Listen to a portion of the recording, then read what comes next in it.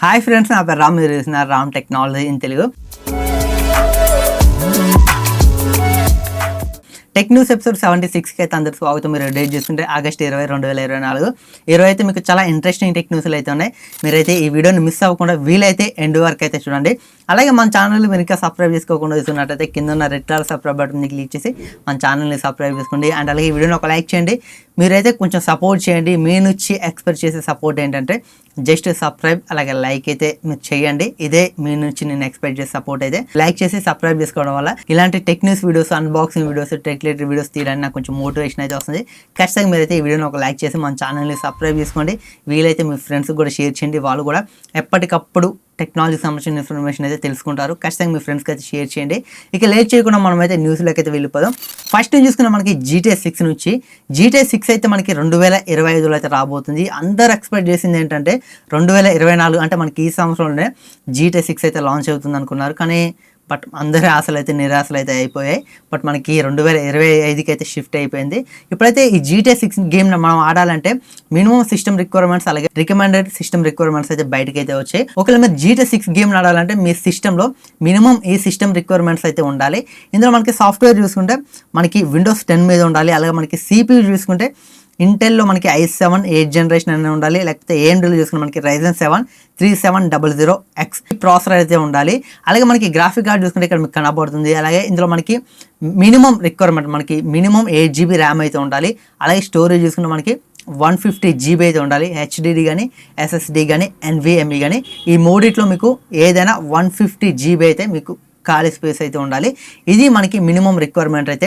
ఒకవేళ మీరు హై క్వాలిటీలో GTA 6 గేమ్ని ఆడాలనుకుంటే వీళ్ళు రికమెండ్ చేసే సిస్టమ్ రిక్వైర్మెంట్ చూసుకుంటే Windows 11 అయి ఉండాలి, 64 బిట్ అయి ఉండాలి.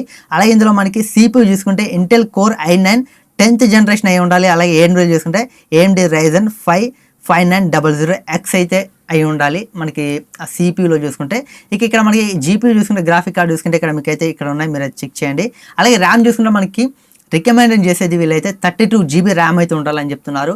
అలాగే SSD చూసుకుంటే మనకి 150GB NVMe స్టోరేజ్ అయితే ఉండాలని చెప్తున్నారు. రికమెండ్ చేసిన ఈ సిస్టమ్ రిక్వైర్మెంట్స్ ఉంటే GTA 6 అయితే మనం హై క్వాలిటీలో అయితే ఆడుకోవచ్చు. బట్ మాకు ఇంత లేవు, మినిమం మేము ఆడుకోవాలి అనుకుంటే నేను ఫస్ట్ చెప్పాను కదా, మీకు మినిమం i7 8th జనరేషన్ అయితే ఉండాలి. బట్ ఇలాంటి సిస్టమ్ రిక్వైర్మెంట్స్ అయితే మీకు అయితే ఉండాలి. ఈ గేమ్ అయితే ఇప్పుడు లాంచ్ అవ్వదు. 2025 అక్టోబర్ 10వ తారీఖున అయితే లాంచ్ అవుతున్నట్లయితే రూమర్స్ అయితే వస్తున్నాయి. చూడాలి, మనకి 2025లో ఖచ్చితంగా అయితే గేమ్ అయితే మనం చూస్తాం, మనం ఆడదాం. ఇక నెక్స్ట్ చూసుకున్న మనకి జియో నుంచి జియో అయితే ఒక కొత్త ప్లాన్ తీసుకొచ్చింది.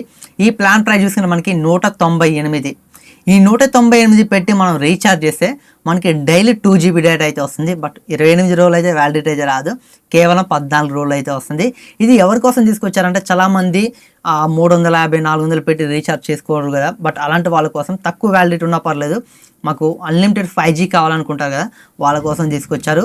మీరు 198 పెట్టి రీఛార్జ్ చేసుకుంటే మీకు అన్లిమిటెడ్ కాల్స్ వస్తాయి. అలాగే మీకు 100 SMS పర్ డే అయితే వస్తాయి. అలాగే డైలీ 2GB అన్లిమిటెడ్ 5G కూడా మీకు అయితే వస్తుంది. మీరైతే 28 రోజుల వ్యాలిడిటీ అయితే చేసుకోండి, మీకు 350 అయితే దాని ప్రైస్ అయితే పడుతుంది. బట్ ఇలా చూసుకుంటే మనకి 50 రూపాయలు సేవ్ అయినట్లే ఇప్పుడు తీసుకొచ్చిన ప్లాన్తో కంపేర్ చేస్తే. బట్ వీళ్ళు ప్రైజెస్ పెంచుతున్నారు, ప్లాన్స్ మళ్ళీ తీసుకొస్తున్నారు. అవి పనికిరాని ప్లాన్స్ తీసుకొస్తున్నారు. బట్ ఒక మంచి ప్లాన్ తీసుకొస్తే ఈ జియో కూడా మంచి డిమాండ్ అయితే ఉంటుంది. ఇప్పుడు BSNLకి అయితే చాలామంది వెళ్ళిపోతున్నారు. కాకపోతే ఎవరైతే 5G కావాలనుకుంటున్నారో వాళ్ళు మాత్రమే జియో ఎయిర్టెల్లో ఉంటున్నారు. చూడాలి, BSNL 5G వస్తే మాత్రం జియో ఎయిర్టెల్ పని కూడా ఖచ్చితంగా అయిపోతుంది. ఇక నెక్స్ట్ చూసుకున్న మనకి IQ నుంచి IQ Neo 10 Proకి సంబంధించిన కొన్ని స్పెసిఫికేషన్స్ అయితే టైప్ అయ్యాయి. ఇందులో మనకి ప్రాసెసర్ చూసుకున్న మనకి IQ Neo 10లో చూసుకుంటే మనకి Qualcomm Snapdragon 8 Gen 3 ప్రాసెసర్ అయితే ఉండబోతుందంట. అలాగే మనకి IQ Neo 10 Proలో చూసుకున్న మనకి MediaTek Dimensity 9400 ప్రాసెసర్ అయితే ఉండబోతున్నట్లయితే తెలుస్తుంది.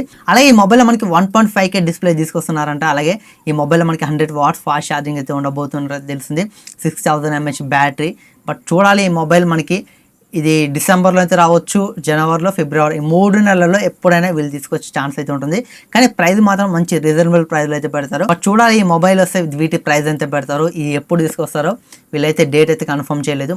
మేబీ మనకి డిసెంబర్, జనవరి, ఫిబ్రవరి ఈ 3 నెలల్లోనే వీళ్ళైతే ఎప్పుడైనా తీసుకొని రావచ్చు. వస్తే మాత్రం ప్రైజులు ఎంత పెడతారో చూడాలి. ఇక నెక్స్ట్ తీసుకున్న మనకి Xiaomi నుంచి Xiaomi అయితే ఆగస్టు 27వ తారీఖున వాళ్ళ ఒక కొత్త 3 టీవీస్ని అయితే లాంచ్ చేయబోతుంది. ఈ సిరీస్ చూసుకుంటే మనకి Xiaomi X Pro QLED TV series అని వీళ్ళైతే చెప్తున్నారు. బట్ మనకి ఇవి 3 మోడల్స్లో అయితే వస్తాయి. ఒకటి 43 ఇంచెస్, అలాగే 55 ఇంచెస్, అలాగే 65 ఇంచెస్. బట్ వీటి ప్రైస్ ఎంత పెడతారో తెలియదు, కానీ ఇవైతే మనకి QLED అయితే రాబోతున్నాయి.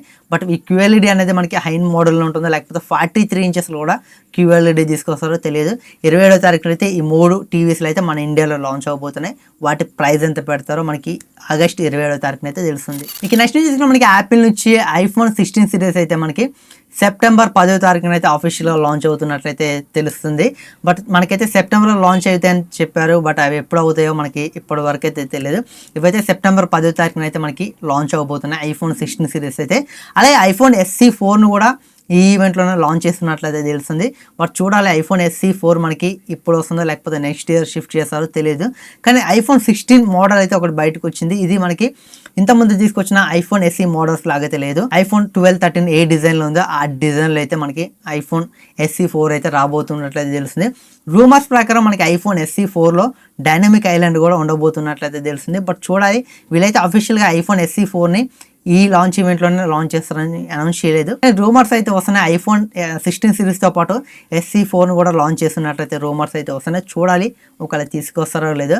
ఇది ఫ్రెండ్స్ ఈ వీడియో అయితే. ఈ వీడియో మీకు ఎలా అనిపిస్తుంది కింద కామెంట్స్లో కామెంట్ చేయండి. వీడియో నచ్చితే లైక్ చేయండి.